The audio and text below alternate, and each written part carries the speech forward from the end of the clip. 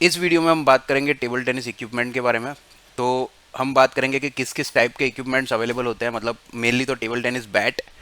और अगर आप टेबल टेनिस खेलते हो और आप अपना इक्विपमेंट सेलेक्ट करना चाहते हो तो आपको किस टाइप के इक्विपमेंट लेने चाहिए, ऐसा आपके लिए सूट करेगा।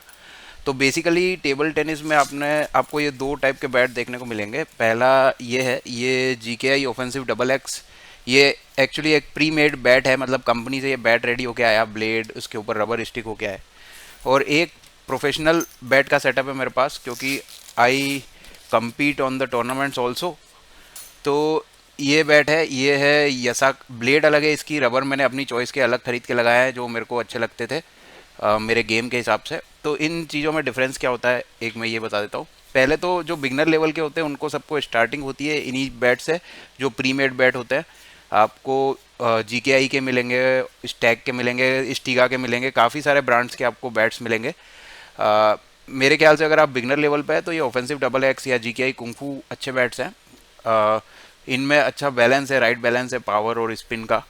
तो बिगनर लेवल के प्लेयर्स के लिए ये बहुत अच्छे बैट मुझे समझ में आया। मैंने खुद ने भी इसी बैट से स्टार्ट किया था TT खेलना, और अभी तक मैं खेलता हूँ कभी कभार इस बैट से।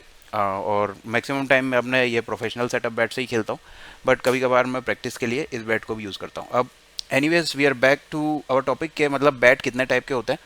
तो टोटल टाइप होती है तीन। वो होती है, एक डिफेंसिव टाइप के बैट्स होते हैं जिनकी स्पीड एक्चुअली कम होती है, और जब स्पीड कम होती है तो उनकी स्पिन ज़्यादा होती है, क्योंकि बॉल एकदम हिट करके बैट को फटाक से उससे नहीं आती, तो उस बैट पे थोड़ी देर रहती है, तो उस टाइम पे आपको स्पिन करने का मौका मिलता है।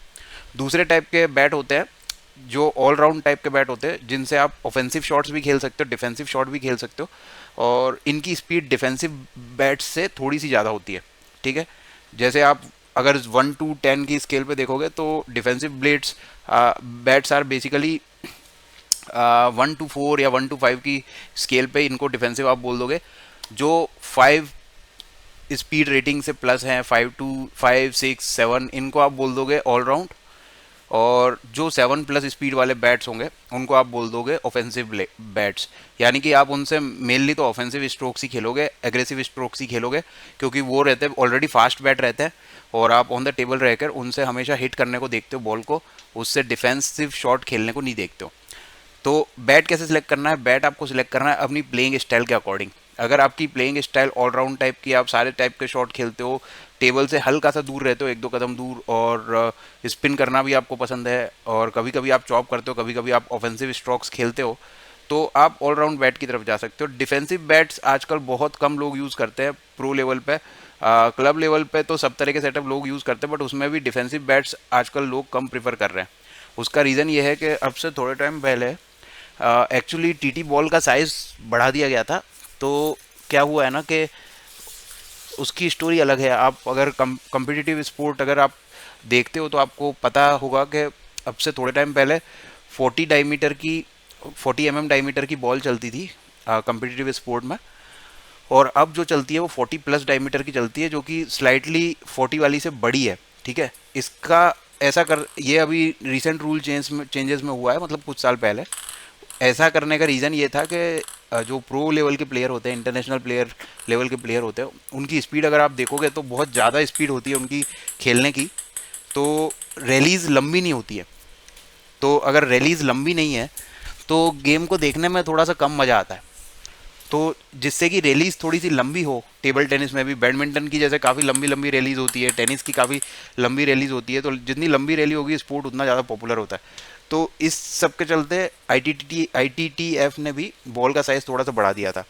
अब क्योंकि बॉल का साइज़ बढ़ गया तो वो धीरे ट्रैवल करती है, उसका मोशन थोड़ा धीरे हो जाता है। छोटी बॉल फास्ट ट्रैवल करती है क्योंकि एयर का रेजिस्टेंस कम रहता है, बड़ी बॉल स्लो ट्रैवल करती है।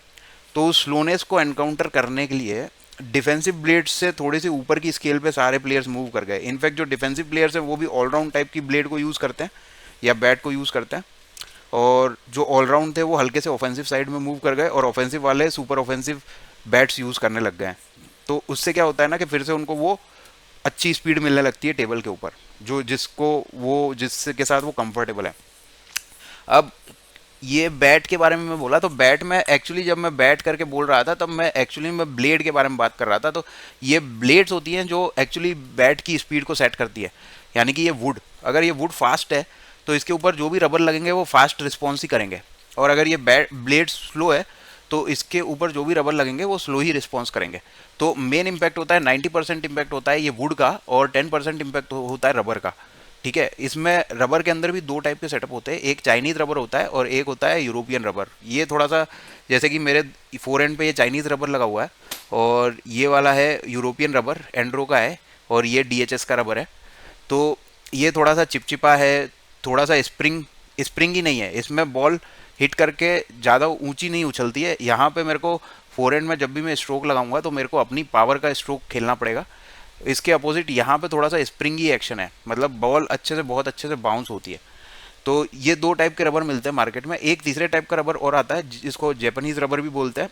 वो जापानीज रबर होता वो मतलब आधी आधी प्रॉपर्टीज़, ये यूरोपियन रबर की थोड़ी स्प्रिंगी नेचर, मतलब थोड़ा स्पंज इनका स्प्रिंगी होता है और बॉल को अच्छे से पुश करता है कम कम पावर में भी।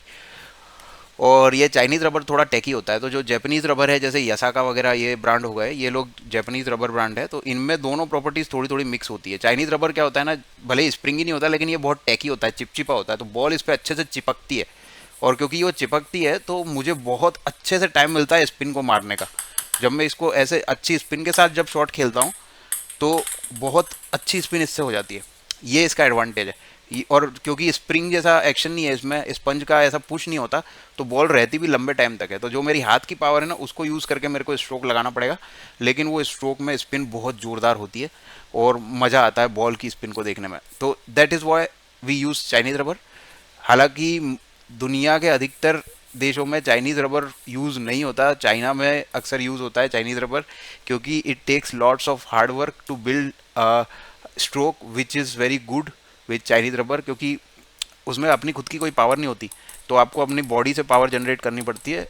एक्चुअली वही कंप्लीट स्ट्रोक होता है। But for your knowledge I am telling कि अगर आपका पॉसिबल हो सके, अगर आप अच्छी फिजिकल फिटनेस में हो और आप इंजॉय करना चाहते हो इस स्पोर्ट को, तो आप चाइनीज़ रबर बिल्कुल इस्तेमाल कर सकते हो।